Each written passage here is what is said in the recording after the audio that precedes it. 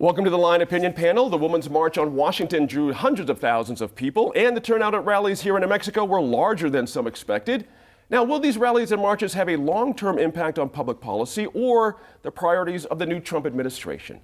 I'm joined this week by Daniel Foley, former New Mexico House Minority Whip. Former State Representative Janice Arnold-Jones is here.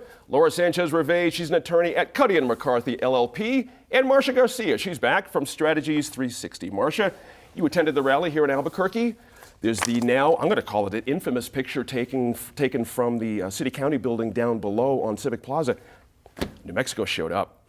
That was amazing. It was amazing. What was it like being there? You know, there was so much energy, and what I've been talking to folks about is that, you know, working in politics and being civically engaged, you go to so many rallies and so many marches and protests.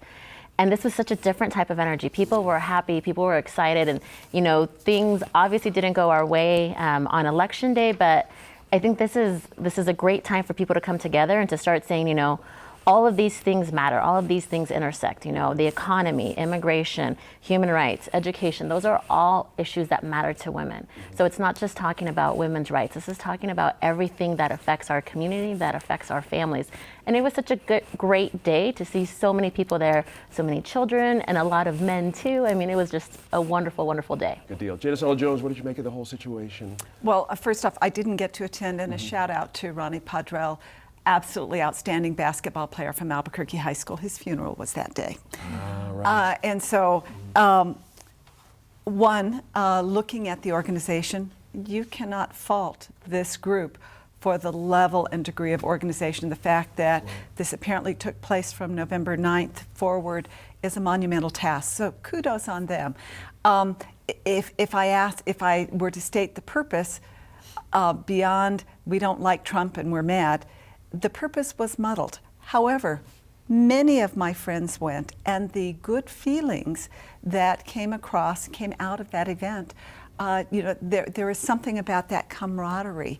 And yet there are a number of women who did not go, who did not feel welcome at all. Was there a conservative part to that about not feeling welcome? Was there something about that in particular? I think the message started coming through that if you were not pro-choice, you were not welcome. Gotcha. And the women's issues go so far beyond that issue. Right. Many things. I mean, equal pay, access just to an interview. These are bigger things than just that one issue. And so they did not feel welcome, and so they didn't go. Interesting. Very We'll sad. see how that rolls out. Laura, what did you make of the whole situation? Did you get a chance to go? I know you were busy. Okay. No, no, I had I actually had a little girl's birthday party that I had committed to, and I think it was important to show up to that. But in any event, you know, it was inspiring to see so many people really, you know, take to the streets and stand behind their convictions and all of that. It was surprising to see so many people here in Albuquerque. I think twice as much, almost 3 times as much in Santa Fe. Of course, we had people from Taos and Cuesta and other places that came to the Santa Fe one, but I thought it was really interesting to see that many people. There was a partner from our law firm who actually went to the DC one, and she just brought back some amazing stories and some great photographs from that. But I think it really shows the bigger picture of people being very unhappy with the current administration and some of the things that I think that he said during the campaign and things that he continues to stand behind and has dismissed and mistreated, I think, in terms of comments, so many groups of people. So it was good to see that many people come out and really stand up for what they believed in and to show that this is not okay. You know, Daniel, there were some events in some fascinating parts of our state. Fort Sumner, Jolene Gutierrez from the Journal did a brilliant column about this earlier in the week, that in Fort Sumner there was a woman who decided just to do it at no small risk to herself and her family. She was afraid, and she did it, and people showed up. And it's just an amazing thing. I've seen pictures of events where 2 women walking in a small town. To you and to, you know, with the 2 men here at the table, it resonates with me, and I'm curious, having 2 daughters, how does it resonate with you when you see women so forcefully asking for something in our country? What does that mean to you? You know, I think that, you know, your setup is great. I mean, I appreciate that. I think anytime anybody, women, people of color, men, doesn't matter. Whenever they're empowered to stand for something, I think they should be praised for that. And I think that, clearly women are rallying, and it's an important opportunity for them to get their voice out. I looked at what happened with this deal, and I don't think I think that it's very hypocritical. And the reason I say it's very hypocritical is because had a bunch of NRA, pro-life people done this, it would have been a conservative women's march. But no, this is a women's march. And yet there's been reports that at the national level, when the pro-life people approached them to be part of it, they were told no. They were told no. And so I think that this really to me, in my opinion, even though that I'm glad folks got out and had their voice, this wasn't a women's march. This was a political rally. This was people getting out there saying, once again, we lost the election, we're mad, and we're going to let you know about it.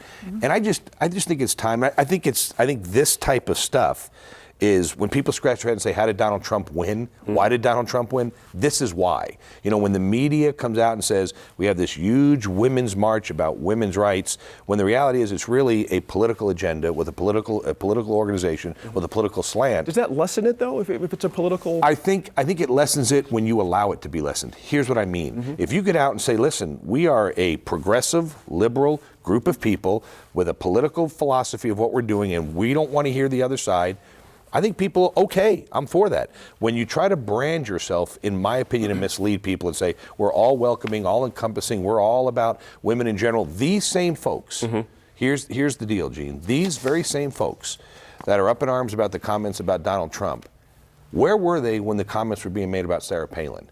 Where were they when they were calling Sarah Palin an idiot, saying she was too pretty to be vice president? The comments, the most egregious sexist comments that were being made, none of these people rallied and said, we got to fix that. So I think that's fair enough. That leads to why people like Trump get elected. Marsha, I've got a question. One of the interesting little bubbles of this situation that I find fascinating is there's a dialogue between women of color and white women about how this all works, meaning privilege for white women versus, where women of color sort of fit into this giant milieu of women's issues.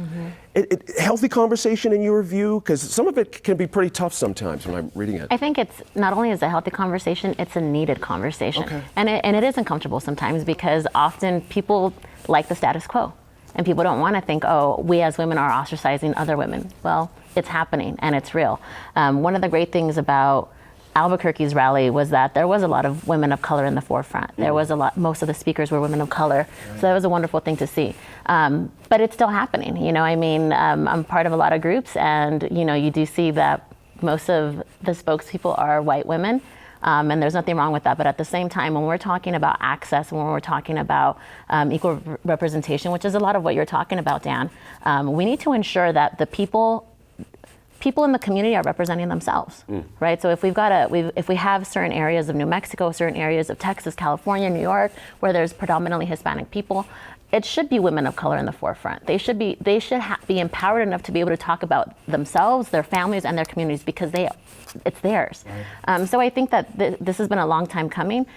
This conversation is nowhere near being done, and it's going to have to keep going. And we're going to have to be really honest with ourselves. Some people are going to have to be uncomfortable. Interesting, Laura. Pick up on that if you would. That same subject, women of color, and how it all fits into this mosaic, so to speak. I think we saw people of all races and all religions, at least in some of the images that I saw. But I agree. There's still, I think, a difference there. There's still some oppression going on, and I think some unwillingness to, in some ways, speak up.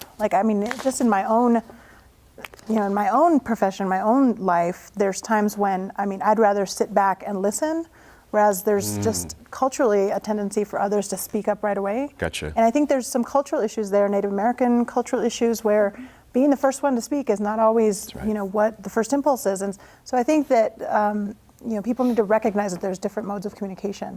And the nice thing about this is I do think that there was there wasn't an exclusion in terms of it only being a white woman thing or only being a person of color thing or even being a Native American only thing. There's a lot of people from different backgrounds, and people had different reasons for why they showed up to these rallies.